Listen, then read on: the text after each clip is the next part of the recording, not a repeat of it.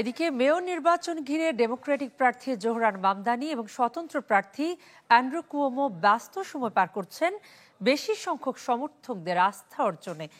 মুসলিম হিসেবে জয়ী হয়ে ইতিহাস গড়তে চান চ্যানেল 24-কে জানিয়েছেন মামদানি। তবে নির্বাচন নিয়ে বাংলাদেশি কমিউনিটির মধ্যে আছে বিভক্তি। মুসলিম হওয়ায় কেউ কেউ আবার এগিয়ে রাখছেন মামদানিকে, কিন্তু কেউ কেউ আবার কুওমোকে মেয়র হিসেবে মনে করছেন যোগ্য প্রার্থী।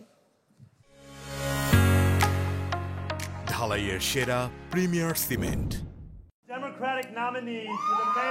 নিউ ইয়র্কের পথে প্রান্তরে এখন নির্বাচনী আমেজ। জুনে প্রাথমিক নির্বাচনে প্রতিদ্বন্দ্বী অ্যান্ড্রু কুওমোকে বিপুল ভোটে পরাজিত করে ডেমোক্রেটিক পার্টির টিকিট পেয়েছিলেন জোহরান মামদানি। পরাজয় হলেও থেমে থাকেননি কুওমো। মূল নির্বাচনে লড়ছেন স্বতন্ত্র প্রার্থী হিসেবে। সমর্থন পেয়েছেন বর্তমান মেয়র এরিক অ্যাডামসের।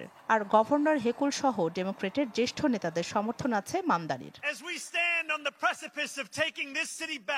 বিভিন্ন জরিপ ও আগাম ভোটে মামদানি এগিয়ে থাকলেও শেষ মুহূর্তে চমক দেখাতে ব্যস্ত অ্যান্ড্রু কুওমো। এদিকে নির্বাচনী মাঠে আছেন রিপাবলিকান পার্টির কার্টিস লিওয়া।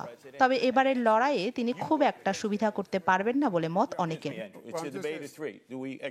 নিউ ইয়র্কে ইহুদি ভোটারের সংখ্যা বেশি থাকলেও সভা সমাবেশ আর বিভিন্ন মসজিদে গিয়ে মুসলিম ধর্মাবলম্বীদের সমর্থন আদায়ের চেষ্টা করছেন প্রার্থীরা।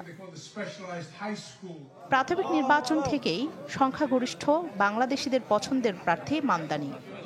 মানবতার পক্ষে এবং মুসলিম কমিউনিটির পক্ষে যে তিনি সোচ্চার, সেই কারণে আমরা মনে করি যে অ্যাজ এ হোল মানে মুসলিম আমেরিকান, বাংলাদেশি আমেরিকান আমরা সাপোর্ট দিচ্ছি। আর মুসলিম প্রার্থী হিসেবে জয়ী হয়ে ইতিহাস সৃষ্টি করতে চান 34 বছর বয়সী Mamdani. We are on the brink of making history, and part of the reason why we're able to is because of the work of Brother Mahfouddin and us all. এদিকে একজন নিউ ইয়র্কার ও সাবেক গভর্নর হিসেবে কুওমোর দিকেও সমর্থন খুব কম নয়। আমি Fahad Sulaiman কুমোকে support করছি, কারণ কুমোর পলিসির সাথে আমাদের পলিসির সাথে ম্যাচ করছে এবং কুমো যেসব বলছে সেসব আমাদের পলিসির সাথে ম্যাচ করছে। সে পুলিশ ডিফান্ডিং করবে না এবং ডিক্রিমিনালাইজেশন অফ প্রস্টিটিউশনকে সে সাপোর্ট করে না এবং জেন্ডার চেঞ্জকেও সে সাপোর্ট করছে না। নিউ ইয়র্ক সিটির মেয়র নির্বাচনকে বহুজাতিক নগরীটির ভবিষ্যৎ নির্ধারণের অন্যতম মাপকাঠি হিসেবে দেখছেন বিশেষজ্ঞরা। Desk report, channel 24।